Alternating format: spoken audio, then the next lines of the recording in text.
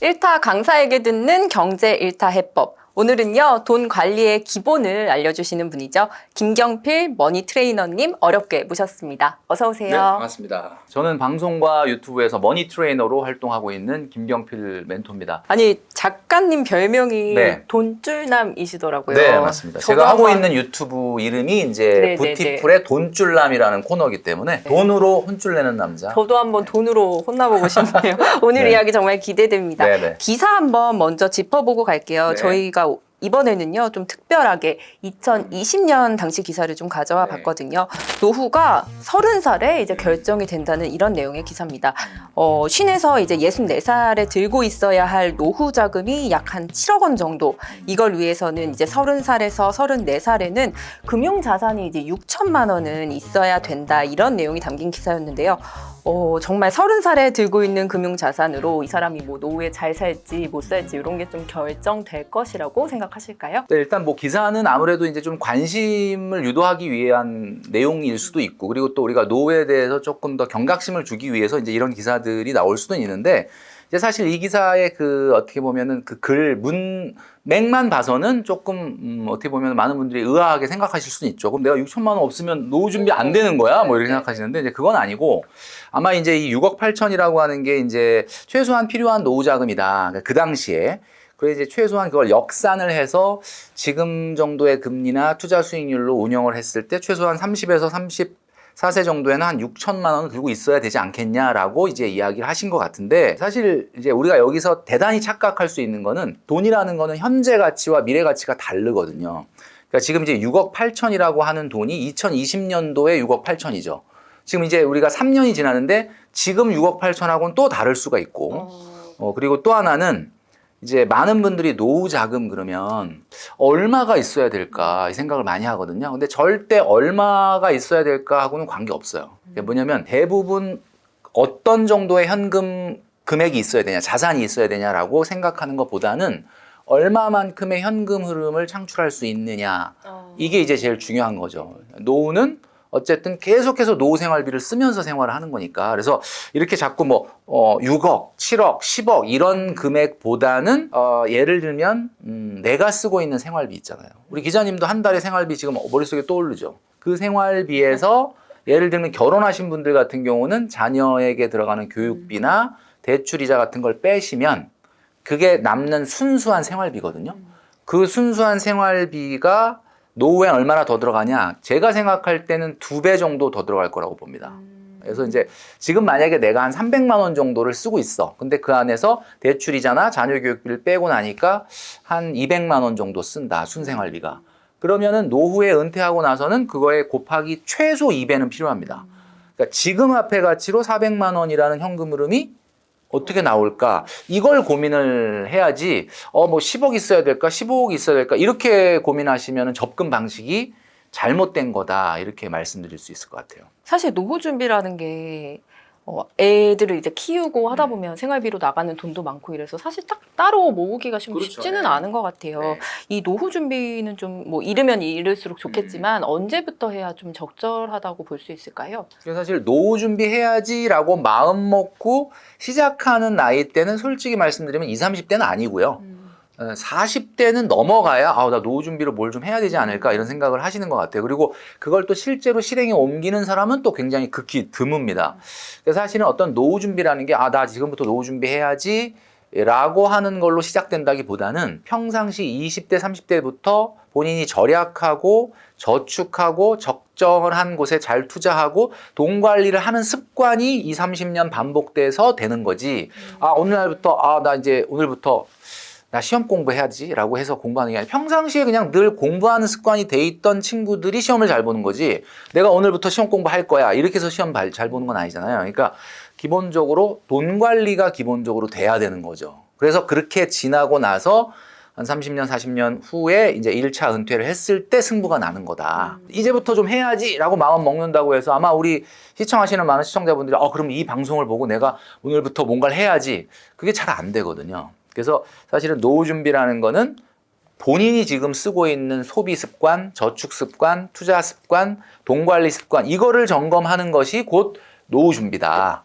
이렇게 보실 수 있을 것 같습니다. 그렇다면 이제 나이대별로 이 정도 금융자산은 좀 손에 꼭 최소한으로 들고 있어야 한다. 어느 정도라고 보실까요? 이제 제가 항상 그 방송이나 유튜브에서 가장 많이 얘기하는 게 1억 모으기예요. 1억 모으기. 그리고 많은 재테크 전문가들이 유튜브나 방송에서 1억 모으기를 얘기하는데 사실 이제 1억 모으기를 강조하는 이유가 있습니다. 뭐 1억이라는 어떤 좀 상징성도 있는데 사실은 이제 최소한 직장 생활하고 뭐 3년, 5년, 7년 정도 지나면 최소한 이 정도 금액인 1억 정도는 있어야 된다라는 게 이제 제가 주장하는 거거든요.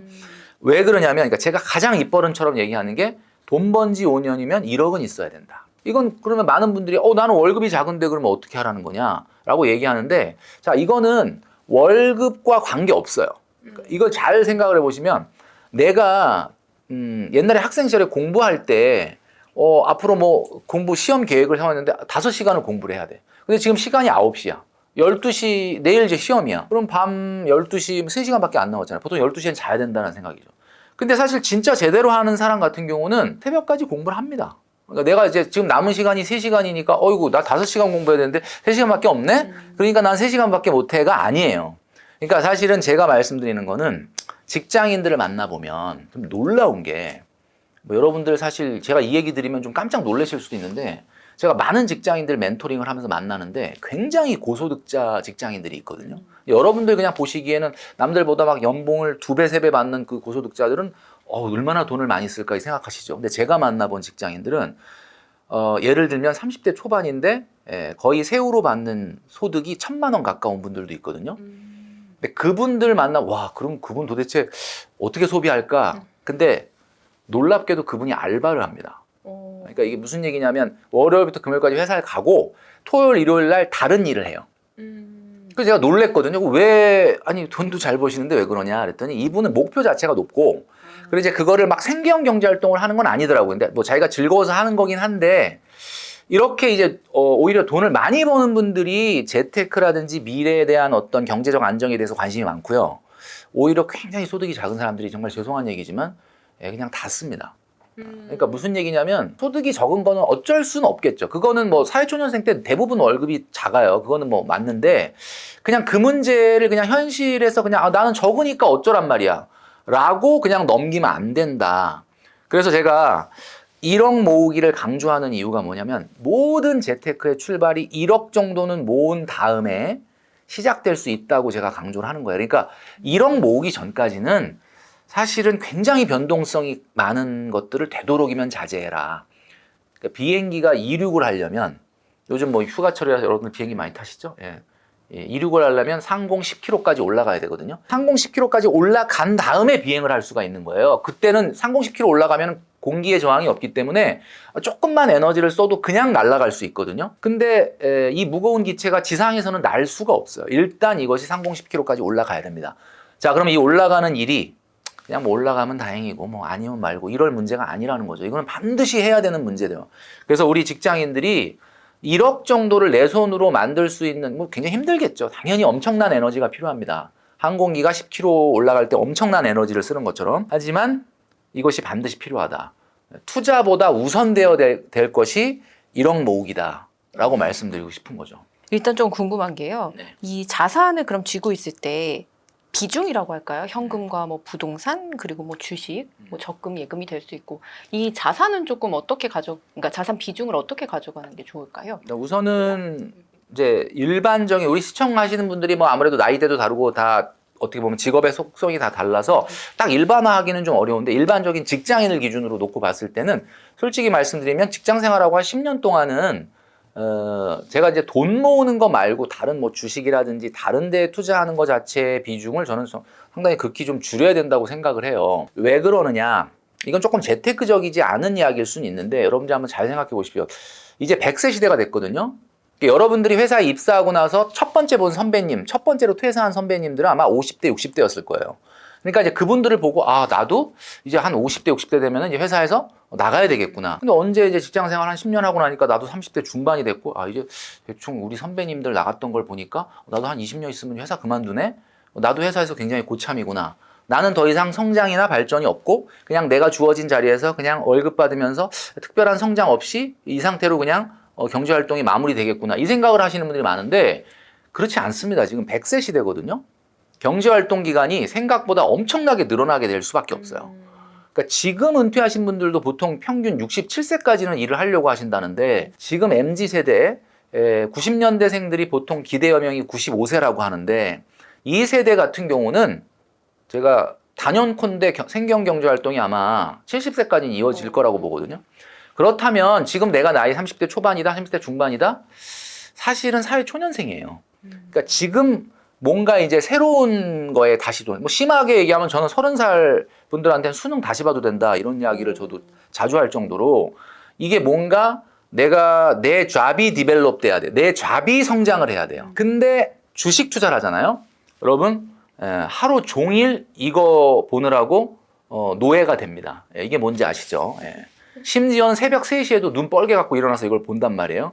내가 자기 개발하고 성장하고 내가 앞으로 얼마나 뭐 예를 들면 사업하시는 분들은 내 비즈니스가 얼마나 성장하느냐에 집중해야 되는 시기가 바로 25세부터 35세인데 이 시기에 그냥 뭐 굉장히 사실은 큰 금액도 아니야.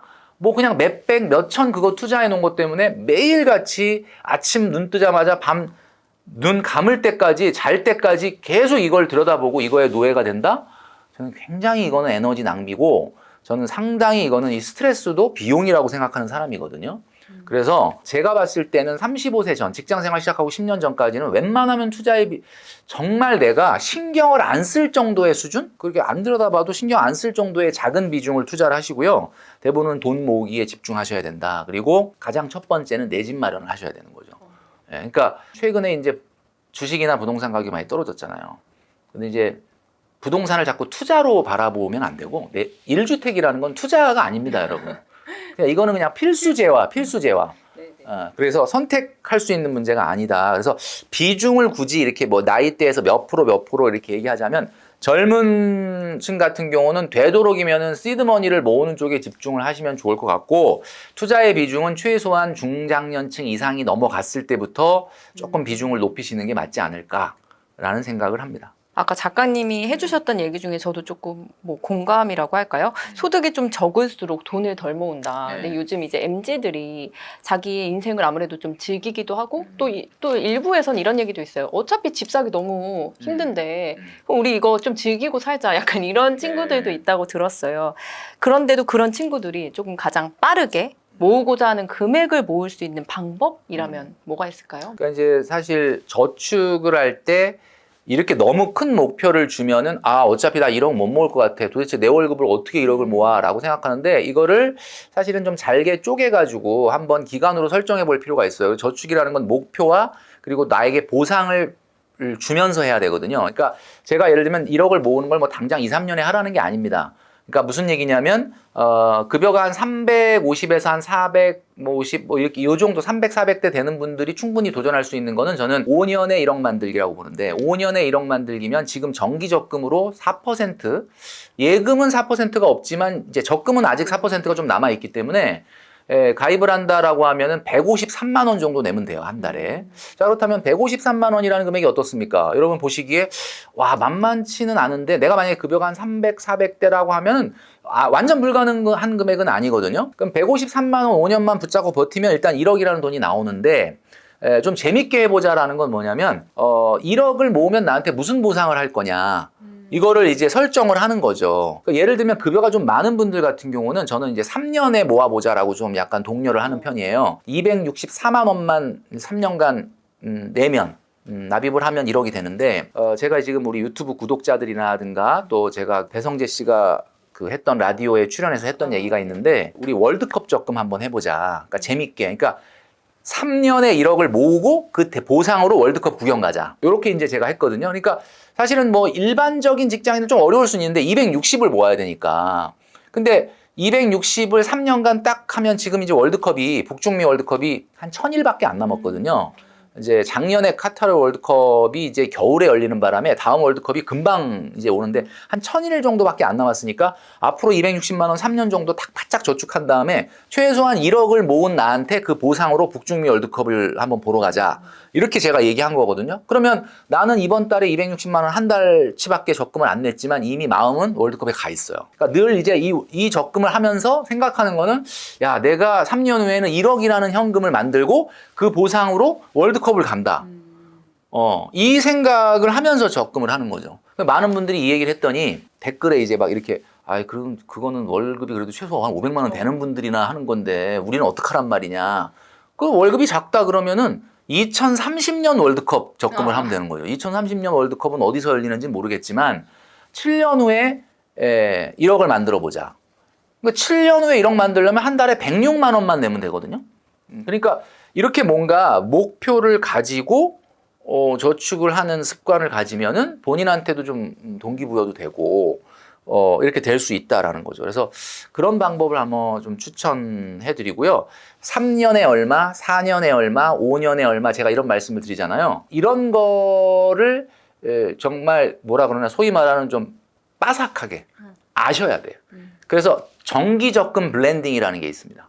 그러니까 적금을 하나로 153만 원 5년에서 1억을 만들 수도 있지만 청년 도약계좌 70만 원 이번에 최대 5천만 원 만드는 거 하고 나머지를 내가 정기적금으로 해서 뭐 1억을 만들겠다든지 또 아니면 뭐 내가 청년 희망적금을 하고 있는데 그거 하고 또 나머지를 내가 얼마를 해서 뭐 모으겠다든지 이런 식으로 여러 가지 저축들을 조합을 해서 내 목표하는 1억을 만드는 저축 정기적금 블렌딩 이런 것도 좀 해볼 필요가 있지 않을까라는 생각을 합니다. 목표랑 동기부여 얘기를 많이 해주셔서 이 질문 한번 드려볼게요. 나는 목표가 없고 돈을 꼭 모아야 될 이유가 없다. 이런 분들에게는 어떤 조언을 조금 해주시고 싶으실까요? 그러니까 이제 뭐 사실은 소비는 영원하고 소득은 유한하거든요. 근데 본인이 모을 이유가 없다라는 건 도대체 무슨 이야기인지를 한번 물어보고 싶어요. 그러니까 예를 들면 월급이라는 게 이제 그런 분들이 생각하는 게 우리가 흔히 메타 인지력이라고 그러잖아요. 지금 나의 상황 현실적인 상황, 우리는 지금 땅에 발을 딛고 살고 있습니다. 그런데 이 땅에 발을 딛고 있는 이 현실의 세계를 제대로 인식하지 못한다. 그러면은 상당히 문제가 있는 거예요, 여러분들이. 그러니까 지금 여러분들의 월급을 잘 생각해 보십시오. 월급은 정말 운 좋은 사람이 400번 받으면 끝나거든요. 근데 여러분 지금 몇 번 받았어요? 그럼 나 한 60번 받았네, 70번 받았네? 자, 그럼 이제 한 300 몇 번 남은 거죠. 그럼 이 월급이 누구 돈이냐?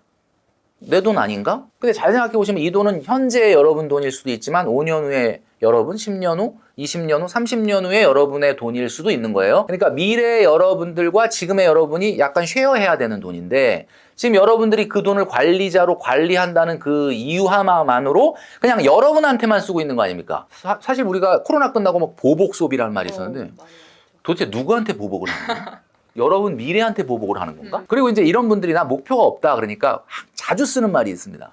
인생 뭐 있어? 저는 인생 뭐 있어라는 말을 쓰는 사람 여러분 주변에 보시잖아요. 절대 멀리 하십시오. 근데 제가 그런 말 많이 하는데 그러면 본인을 멀리 하십시오. 제가 분명히 말씀드리는데 인생 뭐 있어라는 말을 자꾸 입버릇처럼 하잖아요. 그렇게 되면은 현실 감각은 없어지는 거예요. 현실 감각 없어지면 어떻게 됩니까? 지금 좀 전에 얘기했죠. 난 돈 모을 이유가 없는데? 돈 모을 목표가 없는데? 뭐 이런 이상한 이야기를 하게 되는 거죠. 제가 그분의 처음에 시작점의 마음을 모르는 건 아닙니다. 코로나 때 우울하고 어디 가지도 못하고 답답하고 그래서 막 배달을 시켜 먹고 그 다음에 또 뭐 비싼 물건도 사보고 우울하잖아요, 사람 마음이.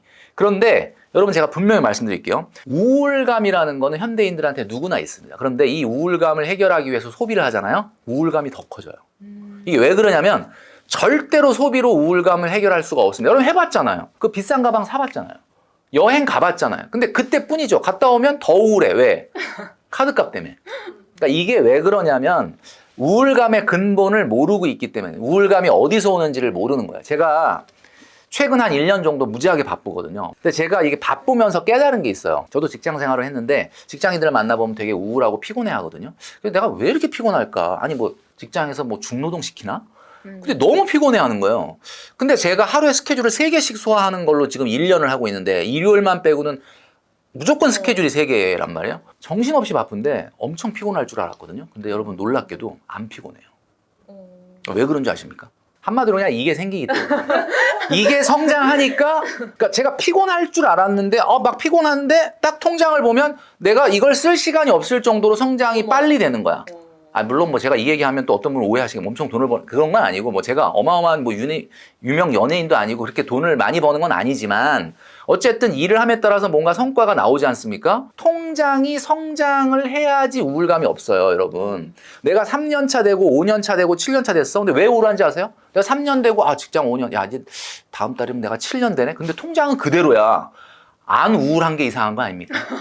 물론 제가 말씀드린 건 이거예요. 그러니까 돈이 무조건 많아져야 된다는 건 아닌데 이게 아무리 미세하더라도 성장이 된다는 거는 어떤 걸 의미하냐면 내년에는 그러면 얼마 정도 내후년쯤 되면 내가 이 정도 되면 그 아파트 요 정도 청약은 내후년에는 이 정도 이게 사람이 미래가 보이려면 이게 예측 가능한 미래가 돼야 돼 희망이 생기는 거잖아요. 근데 지금 봐봐 벌어서 다 써.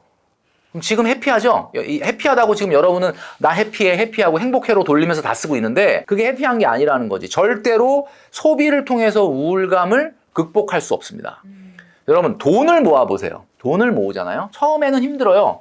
야 이거 완전히 이렇게 어떻게 이루고 살아? 근데 여러분들이 여태까지 했던 과소비가 비정상이었던 거예요. 지금 절약해서 최소한 월급 300, 400이면 153만 원 정도 적금은 들고 있는 게 정상인 거야. 여태까지가 비정상이었던 거야. 이걸 정상으로 돌리자 그랬더니 뭐 짠테크를 어떻게 하냐, 절약을 어떻게 이게 정상이라고요, 이게. 그동안이 비정상이었다고요. 그러니까 정상으로 돌리자라는 거고 절약 그러면 많은 분들이 하는 얘기가 근데 뭐 그렇게 그렇게 궁상맞게 살아 뭐 이렇게 얘기하는데 여러분 절약이라는 거는 돈을 안 쓰자는 게 아니라 가치 있게 쓰자는 거거든요. 흔히 이제 요즘 젊은 분들의 인스타그램에서 자주 발견되는 것 중에 하나가 오마카세, 호캉스 뭐 이런 거잖아요. 근데 제가 깜짝 놀란 거는 얼마 전에 MG 3명, 25살의 MG 그 3명과 대화하는 그 무슨 유튜브를 찍었는데 그 MG 3명이 다 취준생이었어요. 그리고 알바를 하더라고. 근데 알바에서 얼마 벌어야 했는데 많이 버는 사람은 한 뭐 100만 원, 적게 버는 사람은 6, 70만 원 이렇게 번대요. 근데 이제 인스타그램을 제가 보자 그랬거든. 딱 봤더니 강남의 모 호텔에 파인 다이닝, 호캉스 이런 거 다 발견됐거든요. 제가 그래서 이거 왜 했냐 이렇게 물어보니까 젊은 시절에 경험이 중요하다고 생각한다는 거예요. 기자님 그렇게 생각하세요? 젊은 시절에 경험이 중요하다. 뭔가 해봐야 된다. 반반인 것 반반인 같아요. 것 같아요. 왜냐면 저도 말씀하신 대로 써보기도 했지만 결국 나중에 돌아오는 게 그렇게 기쁘지만은 않았거든요. 그러니까 이 MZ분들이나 우리 지금 시청하시는 여러 시청자분들이 잘 생각하셔야 될 게 이게 경험이라는 게 젊은 시절에 중요하다는 건 전 동의하거든요. 근데 여기서 말하는 경험은 착각하시면 안 되는 게 소비의 역사가 경험이 아니에요. 극복의 역사가 경험이죠. 그러니까 젊은 시절에 되게 어려운 상황이 닥쳤는데 내가 그거를 한번 이겨봤어. 그리고 정말 돈이 없어가지고 너무 살기 힘들었는데 내가 그 없는 돈에서도 정말 쪼들려서 하면서 저축하면서 그 시기를 넘겨봤어. 이런 극복의 역사가 쌓여서 경험이 되는 거지 어디 가서 돈 쓴 게 경험이 아닙니다, 여러분. 절대 착각하시면 안 돼요. 파리에 가서 에펠탑 앞에서 사진 찍었다. 그게 경험입니까? 그건 경험 아니거든요. 여러분 정말 중요하게 생각하는 거는 제가 말씀드리지만 여러분들이 경력이 늘고 경제활동 기간이 지남에 따라 여러분들의 통장이 성장하지 않으면 이 우울감은 절대 극복할 수 없을 거다라고 저는 말씀드릴 수 있을 것 같고요. 여러분들이 지금 힘들잖아요. 이거는 2030뿐만 아니라 3040, 50도 마찬가지겠지만 지금 뭔가 굉장히 이 삶이 저항이 온다 나한테. 그 얘기는 여러분들이 지금 열심히 하고 있다는 뜻이에요. 근데 만약에 월급이 250인데 월급이 300인데 나는 멘토님 솔직히 이렇게 집을 살 것도 아니고 특별히 미래에 대한 목표가 없어서 그냥 저는 해피하게 잘 지내고 있습니다. 혼자 쓰기에는 나쁘지 않은 돈입니다. 이렇게 얘기하시면 안 된다는 거예요. 지금 힘들어야 정상이야. 이게 여러분들이 뭔가 발버둥을 치고 5년, 10년, 20년 후에 삶을 좀 개선하겠다라고 나가셔야지 전 해피합니다. 이러고 있으면 이거는 이미 청년임을 거부하고 노인네가 된 거다. 이렇게 볼 수 있는 거죠. 저도 카드 명세서를 좀 보니까 가끔 내가 왜 이렇게 이번 달에 카드 값이 많이 나왔지 했을 때 보면 푼돈을 그렇게 써서 그게 이제 모아져서 그런 경우가 많더라고요. 그냥 뭔가 큰 거를 지르는 게 아니라? 그런 게 아닌데 보니까 그러니까 짜잘하게 썼을 짜잘하게. 때 커피도 마시고 이렇게 쉽게 쓰는 거죠. 어떻게 보면 푼돈이니까. 그래서 저같이 이렇게 어디에 쓰는지도 모르게 돈이 새어나가는 분들에게 한 말씀 또 해주신다면? 이제 뭐 저는 항상 예산을 갖고 써라라고 얘기하고 저도 그렇게 실천을 하고 있는데 저는 솔직히 금액은 잘 안 봐요. 왜냐하면 금액은 어차피 예산 안에 이상을 못 쓰게 만들어 놨기 때문에 그걸 오버될 일은 거의 없고 저는 주로 카드 횟수를 많이 봅니다. 그러니까 제가 예를 들면 카드 명세서가 이제 실물로도 오고 뭐 이메일로도 보는데 이제 실물 오면 이제 딱 보면 일단 횟수를 세거든요. 그러니까 이제 제가 카드 2개를 쓰는데 하나는 이제 교통비하고 뭐 이제 예를 들면 기본 고정비를 쓰는 카드, 그다음에 나머지는 그냥 변동 지출을 쓰는 카드로 나눠서 쓰는데 일단 변동 지출 같은 경우는 이제 이번 달에 뭐 전월 며칠부터 여기까지 31일 동안 썼던 거에 횟수를 보는 거죠. 횟수를 체크를 하다 보면 횟수가 지금 기자님 말씀하신 것처럼 이번 달에 왜 이렇게 금액은 모르겠는데 횟수를 많이 썼지? 이제 횟수가 많다는 거는 여러분 잘 보시면 카드를 자꾸 결제한다는 거는 계획을 안 한다는 뜻이에요. 그러니까 우리가 뭘 살 때 맞아 그거도 사야 돼 사고 좀 이따 맞다 그거 놓쳤다 그것도 사고 이게 아니라 마트를 가든 뭐 예를 들면 우리가 뭐 어디를 가든 이렇게 딱 계획을 해서 이거 필요한 거니까 요거 사고 근데 요거는 필요하지만 지금 이번 달 예산이 안 되니까 다음 달에 사 이렇게 넘기고 이렇게 계획적으로 카드를 결제하면 횟수가 굉장히 일정하거든요. 그리고 이제 기자님 말씀하셨던 것처럼 푼돈을 조심해야 된다는 게 정말 적극적으로 동감이 되는 이유가 큰 돈은 사람이 이제 무섭기 때문에 일반적으로 주의를 하죠. 이거 너무 비싸. 이거 안 돼. 이번 달에 안 돼. 뭐 이렇게 되는데 작은 돈은 그냥 뭐 이거 이 정도는 써도 된다라고 생각하는데 제가 이제 얼마 전에 포항에 강의를 갔었는데 제가 사실 택시를 안 타거든요. 주로 지하철을 타고 다니고 택시는 진짜 안 탄 지가 정말 뭐 몇 년 만에도 한 번도 안 탔어요. 그래서 이제 몰랐는데 거기서는 제가 지방이니까 그 대중교통도 없고 그래서 이제 어디를 돌아보고 강의 시간에 늦지 않게 가야 되니까 택시 타면 되겠지 생각을 한 거예요. 근데 택시가 안 잡히는 거예요. 시간이 조금 넉넉하긴 한데 이렇게 안 잡히면 늦을 것 같은 거야. 막 가슴이 뭐 조마조마 이거 어떡하다. 그래서 그 옛날에 깔아놨던 카카오 택시를 누른 겁니다. 그래서 이걸 불러보자. 많이는 안 써봤는데 옛날에 한두 번 써보고 눌렀는데 안 되는 거예요. 왜 안 되나 봤더니 카드를 등록을 해야 된다는 거예요. 그래서 거기서 또 부랴부랴 카드를 등록을 했습니다. 그리고 불렀어요. 그래서 와서 다행히 안 늦게 가긴 갔는데 딱 내릴 때 그 금액을 이제 하는데 기사분이 얼마 달라 소리도 안 하고 그냥 내리라는 거예요. 그래서 이거 카드 했더니 결제됐습니다. 그래서 내가 왜 그러냐 그랬더니 이게 이제 카드 등록하면 그냥 자동으로 결제가 된다는 거야. 와, 저는 그 세상 모르고 살았거든요. 근데 내가 봐도 너무 편한 거야. 아니 세상에 이렇게 편할 수가. 그 기사님하고 말할 필요도 없고 기본 요금인 거죠. 그러니까. 근데 제가 딱 내리면서 무슨 생각을 했냐면 이러니까 가까운 거리를 타는구나. 그러니까 먼 거리를 타면 죄책감이 생겨서 잘 안 타는데 가까운 거리는 기본 요금이니까 그냥 타는 거예요. 자, 그럼 기본 요금 자기한테 면제부를 주는 거죠. 야, 나는 오늘 택시 탔지만 먼 거리 탄 게 아니야. 그냥 기본 요금이야. 별로 그렇게 뭐 지하철이나 버스 요금에 비해서 별로 비싸지도 않아. 이렇게 생각을 하고 푼돈을 생각하고 나중에 카드값을 보니까 그렇게 기본 요금으로 탄 게 한 20번 되는 거지. 또 그럴 것 같더라고요. 제가 보니까. 그래서 세상이 진짜 무슨 페이 너무 저는 그 세상을 몰랐던 거지. 진짜 세상이 말이죠. 제가 모르던 사이에 너무 편리해진 건데 여러분 잘 보시면 여러분들이 편리해진 게 아니고요. 돈을 버는 사람이 편리해진 거예요. 쉽게. 그러니까 여러분 스스로 너무 편리함을 추구하고 너무 이 푼돈이니까 나는 그냥 넘어가도 돼라고 생각하시면 안 됩니다. 그 푼돈에 결국은 목돈이 안 모이는 거거든요. 그래서 이제 그 부분을 꼭 좀 주의하셨으면 좋겠다라는 생각이 듭니다. 노후 이야기 하나 더 여쭤볼게요. 노후의 이제 윤택함을 결정하는 가장 큰 변수는 작가님이 보시기에 어떤 거라고 생각하실까요? 이제 우리가 1970년대, 80년대 여러분들은 잘 이제 모르실 수도 있는데 우리나라의 경제 성장률이 평균 12%였거든요. 평균 12%라는 얘기는 그냥 제일 이자 적게 주는 은행을 가도 이자가 10%였다. 그 얘기는 무슨 얘기냐면 사업을 하거나 뭐 이렇게 비즈니스를 일으켰으면은 잘하면 30%, 40% 성장도 쉬웠고 그때 당시의 기업들은 웬만한 기업들은 그냥 다 10배 성장, 10년에 막 100배 성장 이런 기업들이 많았다는 거죠. 그때 주식을 했어야 되는데 그때는 대부분 돈이 주식시장에 없고 은행에 가 있었어요. 왜냐하면 이자를 많이 주니까. 자, 그러던 시절에는 뭐가 크게 성장을 했냐? 어디 땅 사놓은 사람, 어디 주식 사놓은 사람, 어디 아파트 잘 사놓은 사람 이런 사람들이 대박이 난 거야. 그러니까 여러분들은 여러분들의 부모님이나 또는 여러분들의 부모님이 아니라면 여러분들의 부모님의 친구나 선배님들을 보니까 와 저렇게 투자를 잘해야 노후 준비가 되는구나. 이 착각 속에 살고 있는 겁니다. 이게 바로 문화 지체 현상이라는 거거든요. 대단한 착각을 하고 사는 거죠. 우리가 과거에 봤던 게 우리가 닥칠 세상이라고 생각하는 건데 절대 착각입니다. 제가 분명히 말씀드리지만 최근에는 기업이 성장하는 기업이 없어요. 실질적으로. 근데 주가는 미쳐 날뛰는 거죠. 왜? 그때는 기업들이 수백 배 성장했는데 주식시장에 돈이 없었고 지금은 기업들이 성장하지 않는데 모든 돈이 다 주식시장에 와 있거든요. 그러니까 주식이 뭐 미쳐 날뛰는 거지. 그러니까 한마디로 성장도 안 되는 기업인데 뭐 퍼가 400이 넘거나 300이 넘는 기업들이 수두룩합니다.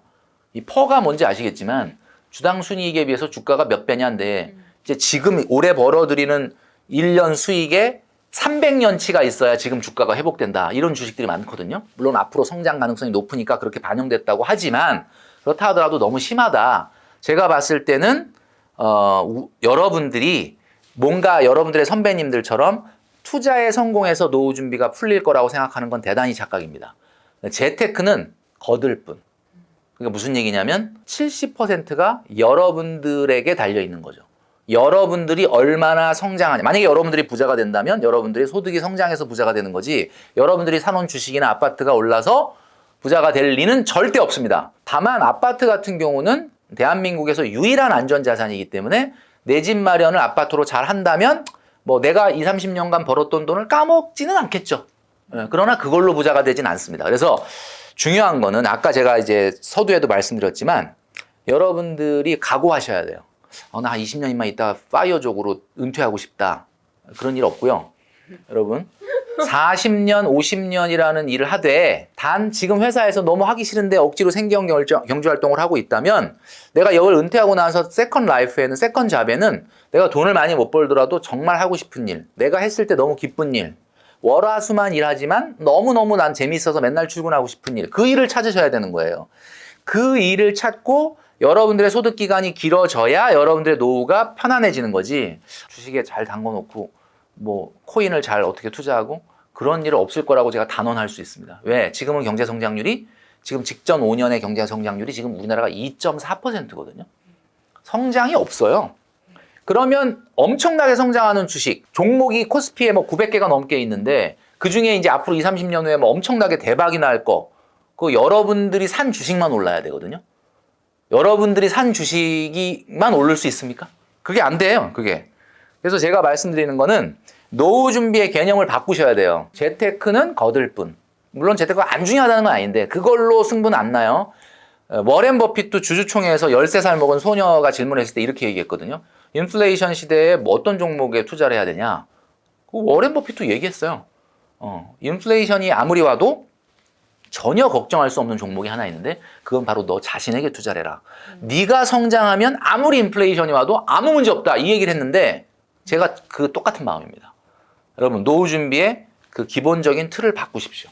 두 번째 헤드라인으로 한번 넘어가 보겠습니다. 네. 빨리 1억 만들려면 이 통장에 넣어두세요. 이게 작가님 이제 유튜브 내용에서 저희가 이야기를 좀 더 깊이 들어가 보려고 네네네. 하는데요. 작가님이 저축의 신으로도 이제 불리시니까 지금 이 시점에 추천하는 저축 통장은 어떤 게 있을까요? 네, 사실 어떤 상품이냐라기보다는 여러분들이 제가 아까 말씀드렸던 것처럼 몇 년 안에 1억을 만들어 보겠다. 자, 그러면 1억이라고 하는 건 너무 높은 목표니까 5년에 1억을 만드는 사람이면 반드시 3년에 5천은 만들어야 된다 생각해요.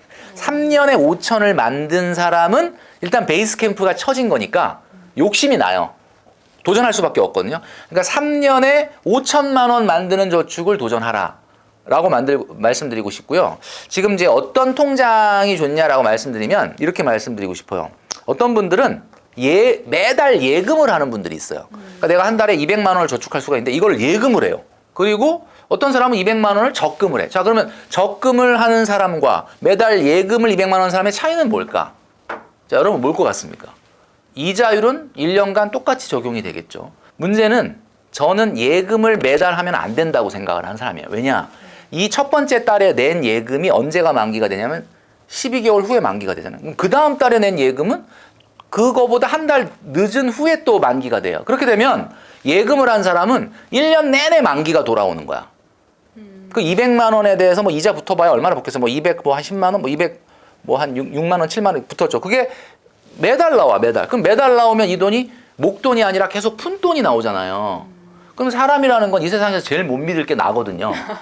여러분 아시죠? 이 세상에서 돈 모으는 거 가장 방해하는 사람이 누굽니까? 나 자신이거든요.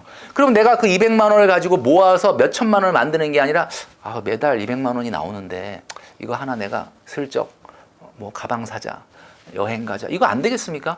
이 저축이라는 건 흩어져 있는 돈을 목돈으로 뭉치자고 하는 건데 자꾸 예금을 하는 것보다는 저는 적금을 해라.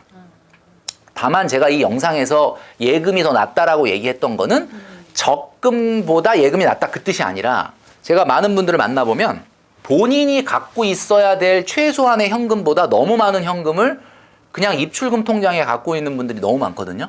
예를 들면 이런 거예요. 계좌를 까봤더니 CMA에 3천만 원이 있어. 그리고 또 보니까 파킹 통장에 한 800만 원이 또 있어. 그 다음에 또 뭐 이름 모를 또 다른 통장에 또 한 1,000만 원 있어. 그래서 이거 왜 이렇게 해놨냐 그랬더니 그냥 자기 나름대로 그냥 이쪽 통장에서 돈 꺼내서 일로 넣었다가 또 이쪽에서 꺼내서 이쪽으로 넣었다가 소꿉놀이 하고 있는 거죠. 근데 그런 입출금 통장은 여러분 아시겠지만 이자율이 굉장히 낮습니다. 아무리 파킹 통장이 뭐 이자를 많이 준다고 해도 입출금 통장이기 때문에 높진 않거든요. 자, 그러니까 이런 돈들을 모아서 강력하게 주거래 은행에다가 예금을 해라. 그러니까 어떤 특정 상품이라기보다는 제가 봤을 때는 이렇게 예금과 적금을 잘 이렇게 적절히 안배를 하시고요.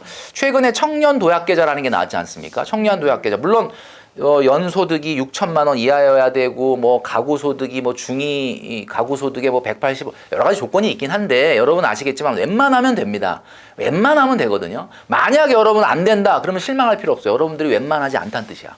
그럼 여러분들 대단하다는 거거든요. 여러분들의 부모님이 부자든지 여러분들이 부자든지야. 그러면 그걸 제외하고 된다라고 하면 무조건 하셔야 돼요. 왜냐하면 이게 70만 원씩 5년을 내면 4,200이 원금이 들어가는 거고 원래 은행에 적금 들었었으면 한 4,500 타는 건데 정부가 은행들 협박해서 우대금리 받아내고 정부가 지원금 줘서 강제로 청년들이 어떤 목돈을 만들 수 있게끔 만들어 놓은 거잖아. 그러면 여러분 생각해 보세요. 70만 원 5년 딱 저축하면 4,200이 원금이고 은행에 했으면 4,500 나와야 되는데 얼마 줍니까? 5,000 준단 말이에요. 그럼 500만 원을 주는 거잖아. 5년 동안 500만 원을 그냥 준다는 건데 안마의자 싼 걸로 한 3대 주는 거 아닙니까? 이런 게 어디 있어요?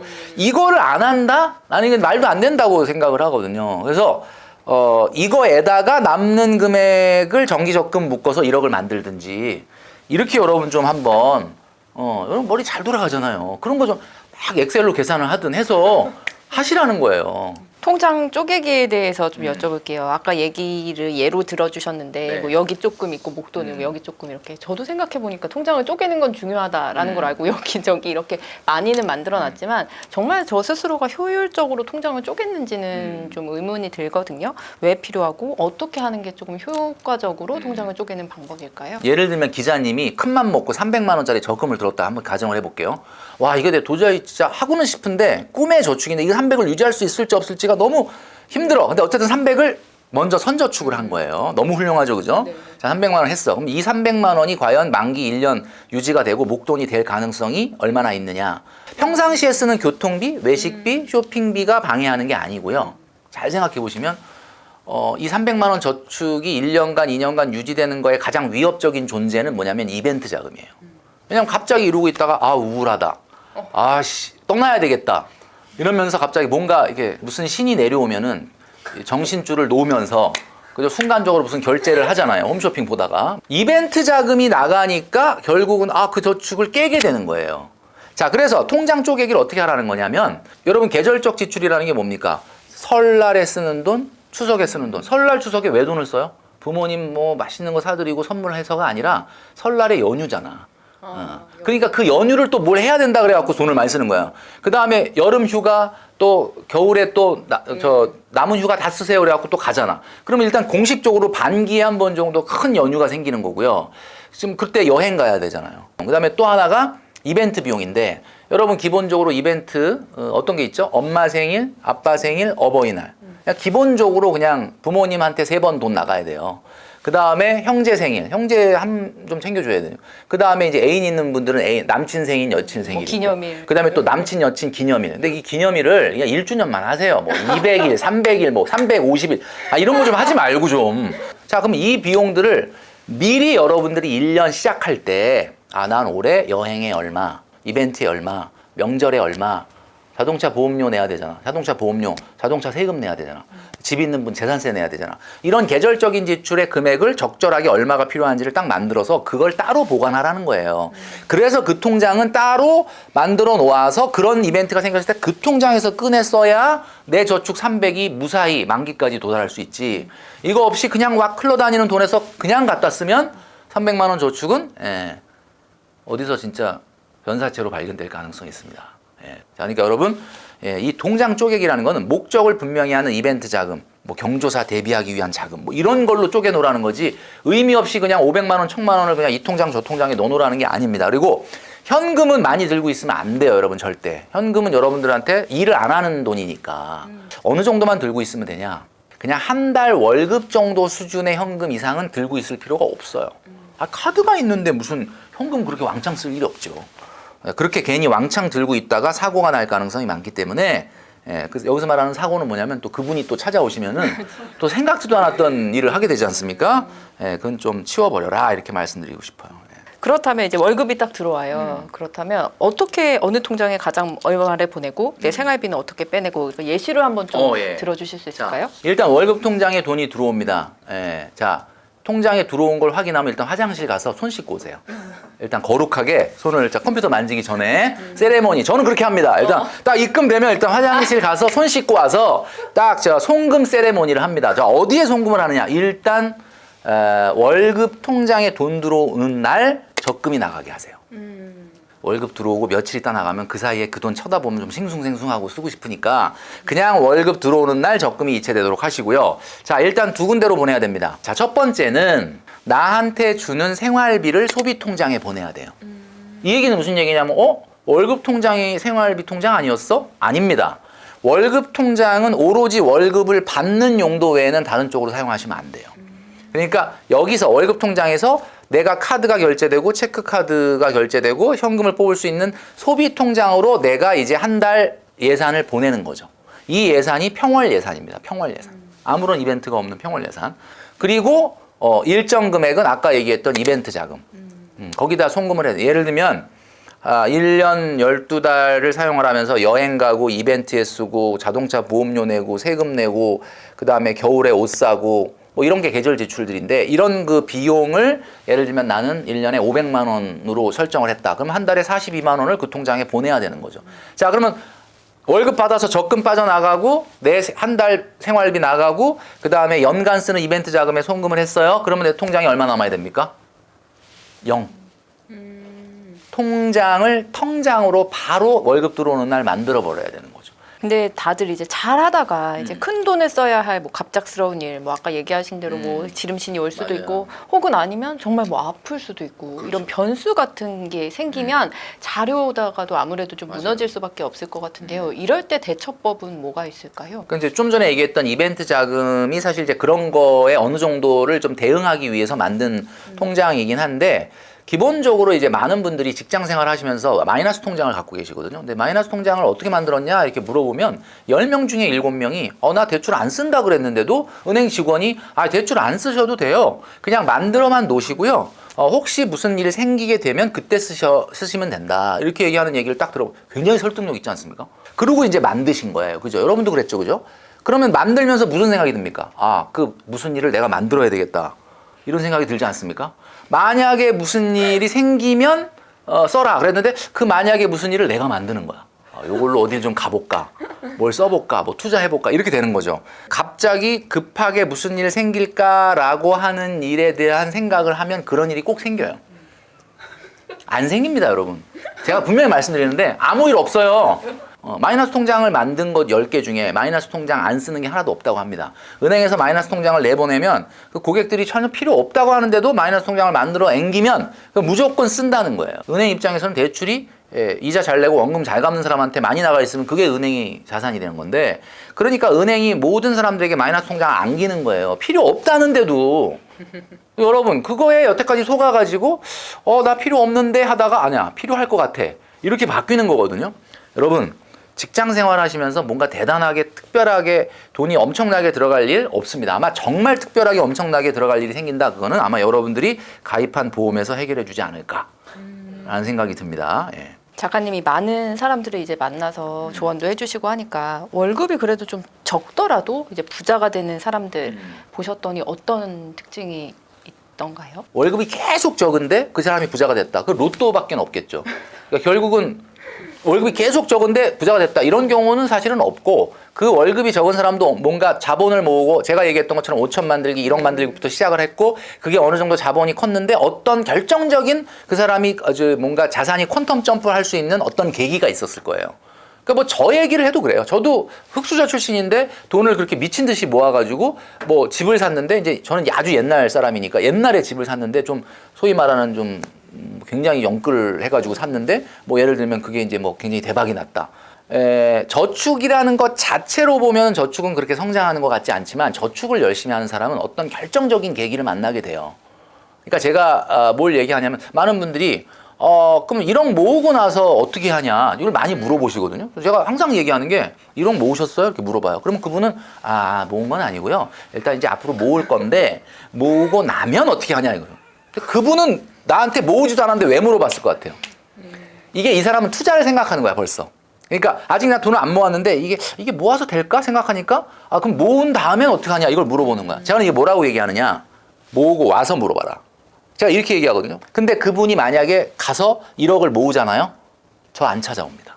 왜 안 찾아오느냐? 모으는 동안에 그 사람은 아이디어를 얻게 돼요. 어떤 사람이 3천만 원을 모아서 갖고 싶은 차를 사려고 저축을 시작을 했대요. 특이한 사람이죠. 보통은 그냥 3천만 원짜리 질러버리고 할부로 갚는데 이 사람은 저축을 했다는 거예요. 오 대단하다. 3년이 딱 돼갖고 3천을 모았어. 차를 살 수 있었는데 차를 안 사더라는 거지. 왜 안 사냐 물어봤더니 자기가 3천을 모으면서 깨달았는데 이 3천으로 뭘 해야 될 것 같다. 여러분 영감이 안 떠오르십니까? 일단 저축을 시작하세요. 그러면 영감이 여러분들 찾아갈 겁니다. 저축하는 사람은 성장합니다. 소비하는 사람은 성장하지 않습니다. 소비하는 사람은 퇴보합니다. 저축을 하는 사람이 성장한다라는 말은 왜 제가 꾸준히 말씀드리냐면 땅이 있는 사람 있잖아요. 땅이 이렇게 막 큰 땅이 있는 사람. 그 땅이 있는 사람은 가끔 그 땅을 그냥 가서 혼자 거기 서 있어요. 왜 그런지 아세요? 기분이 좋은 거야. 그냥 땅만 봐도 보기만 여기다가 무얼 올릴까? 뭐 건물을 지을까? 뭘 할까? 늘 상상하고 꿈꾸죠. 그 저축을 한다는 건 뭐겠습니까? 내가 한 5년 후에 1억이 된다. 뭐 7년 후에 2억이 된다. 이게 있으면 끊임없이 상상을 하죠. 끊임없이 아이디어를 개발하고 이걸로 어떤 걸 하는 게 좋을까? 그 사람이 왜 성장을 하느냐? 그래서 성장을 하는 거예요. 그래서 뭐 투자도 좋죠. 자, 제가 이제 이런 얘기를 많이 하거든요. 지금 이렇게 시드가 있는데 요거 얼마를 저축해서 몇 년 되면 청약을 얼마짜리를 해. 그러면 그 청약이 몇 년 후에 입주할 때 어느 정도 되면 그 다음엔 어느 정도 될 이렇게 이제 로드맵을 짜주거든요. 근데 이게 예측 가능하려면 저축을 해야 돼. 왜냐면 내가 언제까지 얼마가 되고 그 얼마가 된 거하고 남친 여친 돈을 합쳐서 뭐 청약을 하고 어떻게 해서 집을 산다라는 얘기를 하려면 이게 예측 가능한 저축이 돼야 되는데 내가 만약에 투자를 하잖아요. 그러면 투자를 한다 그러면 3년 후에 그 돈이 있을지 없을지 더 많을 수도 있지만 아예 없을 수도 있기 때문에 예측 가능한 미래가 불가능하다는 거지. 그래서 저는 기본적으로 월급이 적은 사람이라 하더라도 적다라고 실망하지 말고 일단은 여러분들이 할 수 있는 만큼 저축을 하면서 어떤 새로운 영감을 여러분들이 기대하시기 바랍니다. 어떤 특별한 계기와 기회가 여러분들을 찾아갈 거예요. 근데 여러분들이 인생에 있어서 정말 특별한 기회나 계기를 딱 만났는데 그 기회가 여러분한테 물어보거든요. 돈 모아놓은 거 있냐고. 근데 없는데요. 이러면 그 기회는 여러분들 그냥 지나갈 겁니다. 이게 굉장히 중요한 제가 지금 메시지를 드리는 거거든요. 기회가 여러분들을 찾아왔을 때 여러분들이 돈이 있어야 된다는 거예요. 제가 얼마 전에 무슨 강연을 했는데 2021년도에 꼭대기의 가격이 갔을 때 아파트를 안 사고 지금 여러분들 다 집이 없는 게 얼마나 행운이냐. 그랬더니 많은 사람들이 진짜 맞아. 2021년도에 내가 집 안 사고 우리가 집 없는 게 지금 얼마나 행운인지 몰라. 다들 공감하더라고요. 여러분들은 지금 집이 없는 대신에 현금이 있으니 얼마나 행복하냐 그랬더니 다들 표정이 현금도 없는데? 그럼 집도 없고 현금도 없으면 아무것도 아닌 거잖아요. 그러니까 여러분 기회는 돈을 열심히 저축하는 사람한테만 찾아간다라는 것을 여러분들이 꼭 명심하시기를 바랍니다. 예. 아니 아까 전에 영끌에서 집을 사셨다고 네. 하셔서 그냥 든 생각이에요. 예, 예. 집 한 채는 아까 필수라고 하셨단 네, 필수죠. 말이에요. 얘기하셨을 때. 그럼 무리해서 영끌에서 집을 사는 것에 대해서는 그럼 작가님은 찬성하시나요? 아니죠. 지금 찬성 안 하죠. 그러니까 지금 현재 LTV가 뭐 60%, 70%뭐 이렇게 뭐 생애 최초는 뭐 80% 이렇게 하지만 사실 이거는 이제 집에 대한 어떤 그 집값 하락의 이제 경착륙을 막기 위해서 정부가 좀 그렇게 하는 거고, 실제 LTV라고 하는 건 은행이 절대로 돈을 안 떼일 정도까지 빌려주는 맥시멈이 뭐냐라는 거지, 여러분들의 레버리지는 그렇게 하시면 안 됩니다. 이제 지금 금리가 이제 4%, 5% 정도 되잖아요. 이제 향후에는 뭐 한 2, 3년 후에는 지금보다 금리가 조금 낮아지긴 하겠지만, 어쨌든 지금 현재 3% 이상의 금리 하에서는 제가 봤을 때는 앞으로 집값 상승률이라는 것 자체가 그 전의 상승률에 비해서는 굉장히 낮을 가능성이 높기 때문에, 제 생각이지만 저는 45에서 50% 이상 대출을 받아서 사는 것은 금물이라고 생각을 합니다. 저는 물론 그거보다 훨씬 더 많은 비중의 대출을 땡겨가지고 샀지만 그거는 이제 2005년이었기 때문에 지금은 보통 한 45% 정도로 대출, 그러니까 45% 정도 대출을 받잖아요. 그러면 내 월급에 한 25% 이내로 원리금이 나가게 돼 있거든요.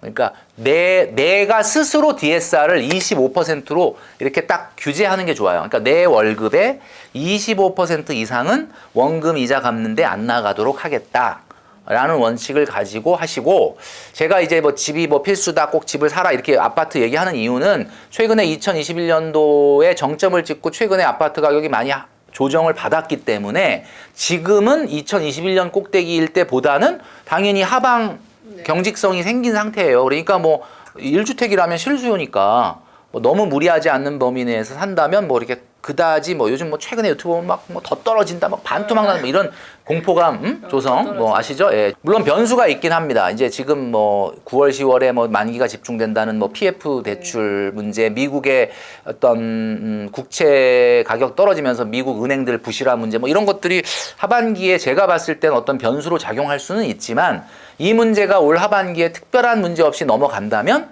45% 이내에서 본인들의 적절한 1주택 마련은 저는 뭐 나쁜 시기는 아니다라고 말씀드리고 싶어요. 그래서 올해 그 위기만 좀 잘 연착륙하는 것만 확인하시면 그 정도는 실행을 하셔도 된다, 이렇게 말씀드릴 수 있을 것 같습니다. 돈을 모으는 근데 속도보다 사실 집을 사놓고 그냥 대출로 나가는 게 차라리 돈을 버는 거다. 왜냐하면 부동산은 더 빨리 오르니까. 이런 시기가 바로 직전에 있었단 말이죠. 예.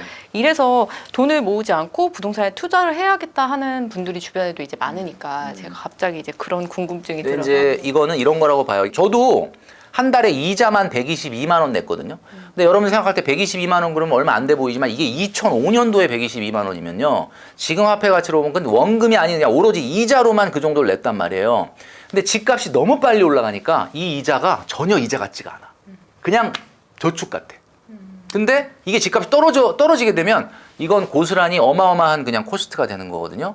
근데 이제 내가 만약에 내 집을 안 사고 어딘가에 전세를 살거나 월세 살아도 전세자금 대출이잖아, 월세가 나가니 그럴 바에는 이거를 집을 사고 그냥 주담대 이자를 내겠다 라고 하는 분들이 있는 거니까, 뭐 그렇게 생각하면은 지금 기자님 말씀하신 것처럼 그것도 맞는 논리긴 한데, 과거만큼의 급격한 상승은 전 없을 거라고 봅니다, 집값은. 그래서 뭐 그러나 상승은 있을 거예요. 완만하지만 계속 상승은 있을 건데, 급격한 상승은 좀 어렵기 때문에 너무 과도한 대출은 조금 금하는 게 좋지 않을까라는 생각을 합니다. 예.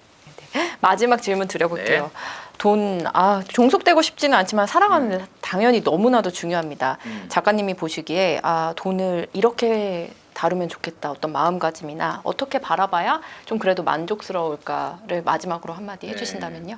그러니까 이제 뭐 돈을 우리가 절대액으로 많이 쌓는 걸 목표로 한다기보다는, 내가 이제 사실 우리나라 사람들이 그 돈에 대해서 생각하는 게 이제 외국의 다른 나라들 사람들보다는 눈높이가 높대요. 미국 같은 경우는 한 조사에 의하면은 본인 순자산이 한 200만 달러 정도만 있어도 뭐 부자다라고 얘기한다고 인식 조사가 돼 있는데, 우리나라 같은 경우는 이체 KB 보고서에 보니까 2022년 말에 조사된 거에 의하면 우리나라 사람들은 자산이 46억 5천 정도는 있어야 부자다라고 인식을 할 정도로 우리나라 사람들이 이제 부자에 대한 기준이 더 엄격하다라는 거죠.